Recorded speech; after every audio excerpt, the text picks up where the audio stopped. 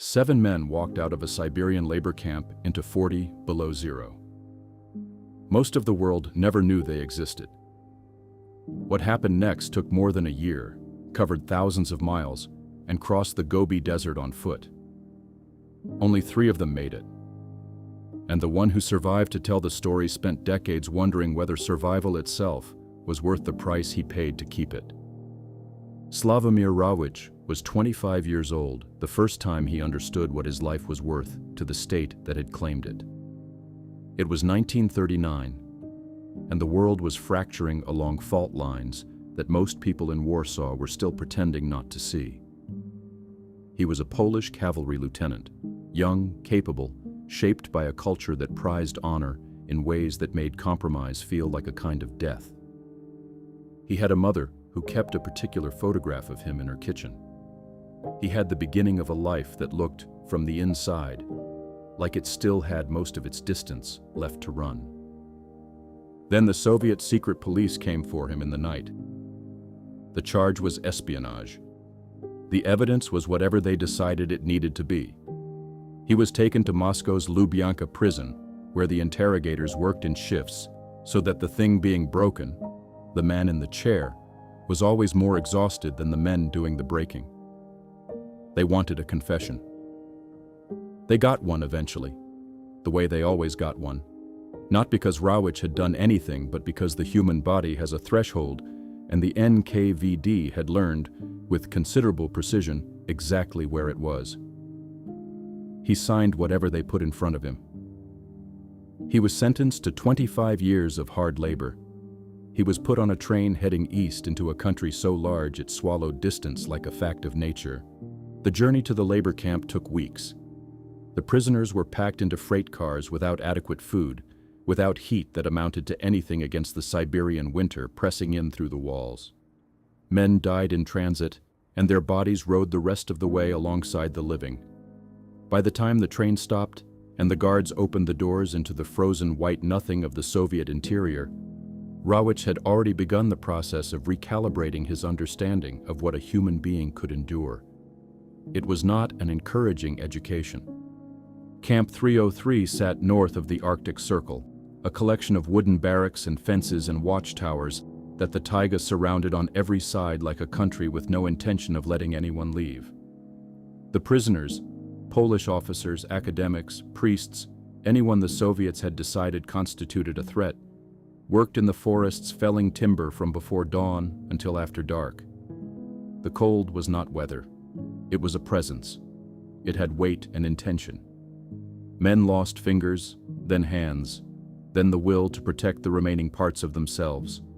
The rations were calibrated to keep a man alive and working, but never to restore him. You could feel yourself being spent, slowly, like money being counted out of a jar that no one was refilling. Rawicz watched this process with the particular attention of a man who had decided he was not going to let it finish. The decision didn't arrive as inspiration. It arrived as arithmetic. He looked at the men around him and did the calculation.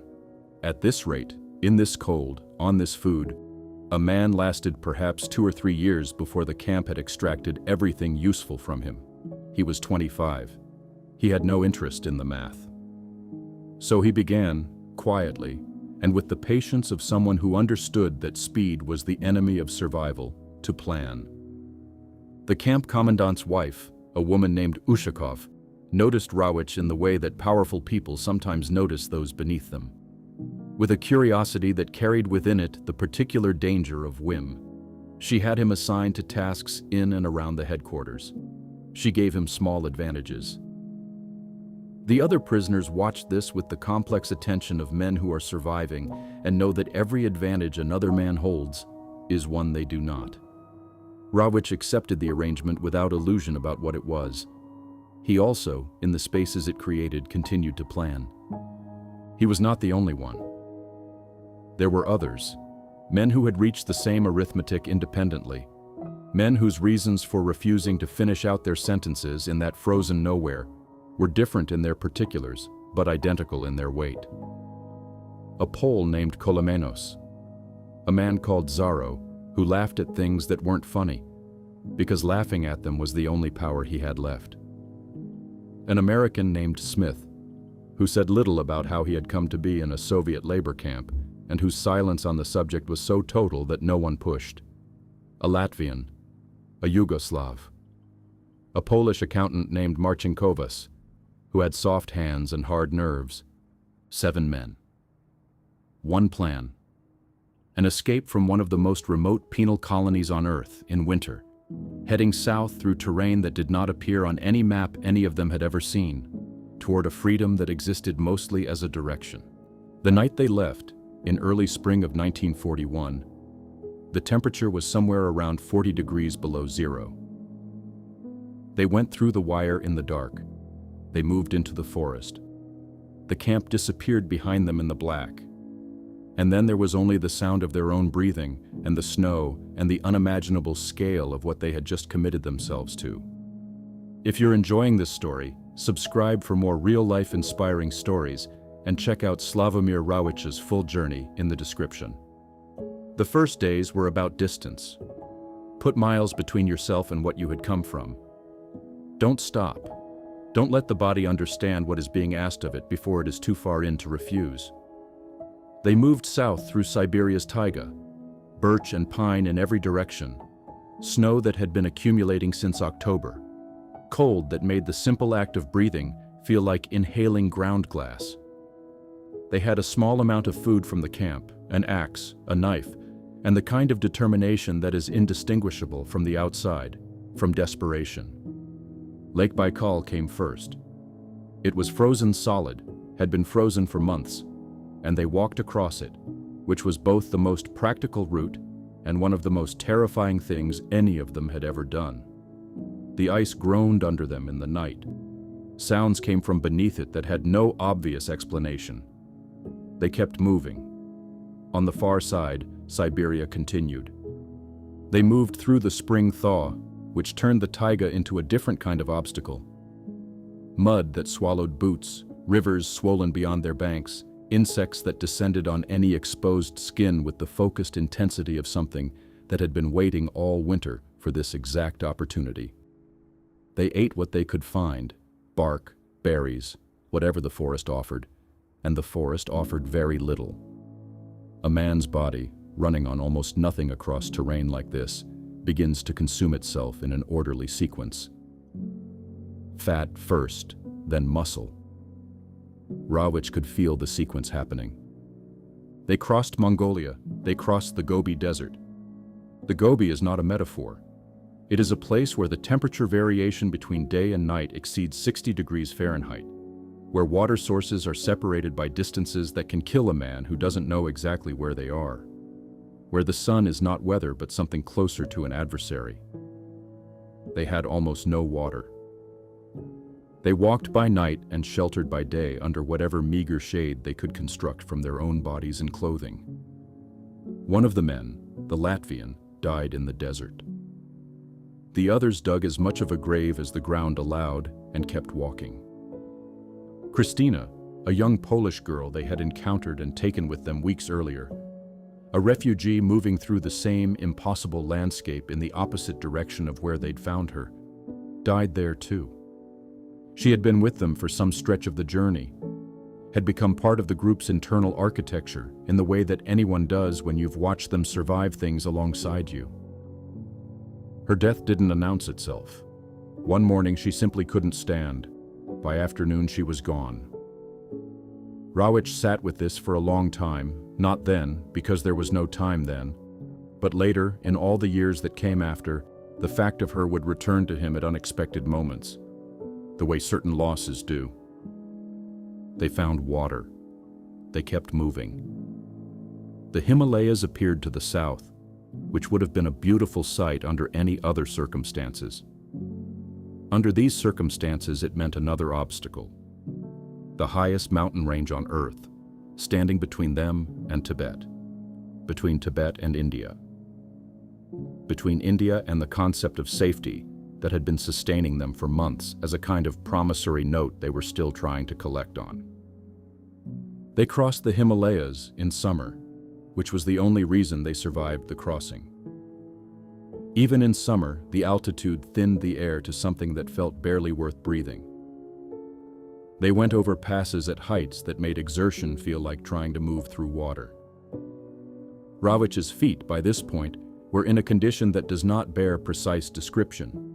The skin was gone in several places, the tissue beneath it doing the work that skin is supposed to do. He walked on them anyway. There was no other option available. They descended into India in late 1941, more than a year after they had walked out of the labor camp. A British officer found them in a village, skeletal, frostbitten, barely coherent, in possession of a story so extreme that it required considerable verification before anyone would fully credit it. Rawicz weighed reportedly less than 100 pounds. Of the 7 who had left, 3 survived the walk. The others had died in pieces along the route, the Latvian in the Gobi, Christina in the desert, another man whose body had simply run out of the resources required to maintain a pulse. The arithmetic, which Rawicz had been calculating since the labor camp, had come out differently than planned. It usually does. He spent time recovering. He rejoined Polish forces, fought in the war, ended up eventually in England after the war was over, where he married, had children, worked as a carpenter, and lived the careful, unremarkable life of a man who had survived something that most people would not believe if he told them. For a long time, he mostly didn't tell them. The story was too large, and the world outside it was too small. And there is a particular kind of silence that closes over extreme experience the way skin closes over a wound, not because the wound is gone, but because the body has determined that covering it is the only way to keep functioning. He told it eventually. The book came out in 1956, dictated to a journalist named Ronald Downing, and caused an immediate controversy that is never entirely resolved. Some people read it and said it was impossible. Some people read it and said that impossibility has never been a reliable guide to what human beings actually do when they have no other choice. The Soviet records were sealed. Some of the other survivors could not be located. The debate over what exactly happened, and what was embellished, and what was simply beyond the capacity of comfortable people to believe, continued for decades. What is not in dispute is the walk itself, in some form. What is not in dispute is that men walked out of Siberia and survived the Gobi and crossed the Himalayas on foot. What is not in dispute is that human endurance, at its outermost edge, looks nothing like what we imagine it looks like in the safety of our ordinary lives. It doesn't look like determination. It doesn't look like courage. It looks like one more step, taken in the dark, on feet that should have stopped working months ago, toward a direction that might or might not be the right one. Rawicz died in 2004. He was 88 years old. The story he carried, whatever its precise contours, whatever the historians eventually decide about its exact geography, is a record of something that cannot be faked, which is the weight that a man accumulates when he has survived things that other men did not. That weight doesn't look like victory. It looks like the face of someone who has seen what the bottom of the human situation actually contains, and who has chosen, day after day in the years that followed, to build a life on top of the knowledge of it anyway. There is a version of this story that ends with triumph, with arrival. With the moment the British officer looked up from his desk and understood that the gaunt men in the doorway had walked from Siberia. But the version that stays with you, the one that finds you in the middle of an ordinary Tuesday when something has gone wrong and you are trying to decide whether you have anything left, is earlier than that. It is a man in a Siberian forest, in the dark, in the cold, with nothing behind him that he wanted to return to, and nothing ahead of him that he could see. Moving south because south was the only direction that made any sense. Not because he was certain he would make it, not because he had calculated the odds and found them favorable, but because the alternative was to stop. And something in him, some residual refusal that had no name and needed none, would not allow that. You don't have to cross the Gobi to understand what that refusal feels like. You already know. You felt it in smaller versions of the same darkness. The question it asks of you is always the same one. Not whether you are strong enough, but whether you are willing to take the next step before you know if it will be the last one. Rawicz's answer was yes. For more than a year, across 5,000 miles, it was always yes. That is not an inspiration. That is a fact about what human beings contain, a fact so uncomfortable and so necessary that most of us spend our entire lives trying not to look at it directly. He looked at it. He walked through it. He came out the other side carrying something that cannot be given or explained, only earned in the way he earned it. One step at a time, in the dark, alone with what he was willing to become.